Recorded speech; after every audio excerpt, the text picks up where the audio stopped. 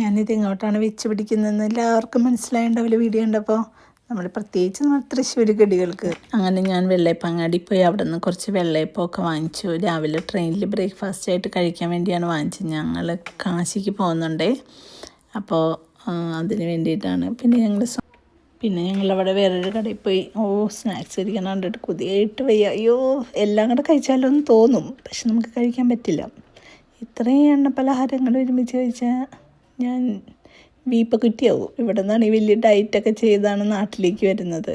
കുറേ കഴിക്കാമല്ലോ എന്നൊക്കെ ഓർത്താണ് ഇവിടെ നിന്ന് ഡയറ്റൊക്കെ ചെയ്ത് നാട്ടിലെത്തുന്നത്. പക്ഷേ നാട്ടിൽ വരുമ്പോൾ ഒരു ഡയറ്റൊക്കെ നടക്കില്ല. ഇതൊക്കെ കാണുമ്പോൾ എങ്ങനെ ഡയറ്റ് ചെയ്യാനാ, പറഞ്ഞിട്ട് കാര്യമില്ല, കഴിക്കന്നെ.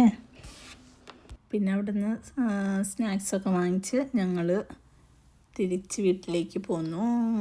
പിന്നെ ഞങ്ങൾ നെക്സ്റ്റ് ഡേ കാശിക്ക് പോവാണ്. കാശിക്ക് പോകുന്നതിൻ്റെ വീഡിയോ കാണണം.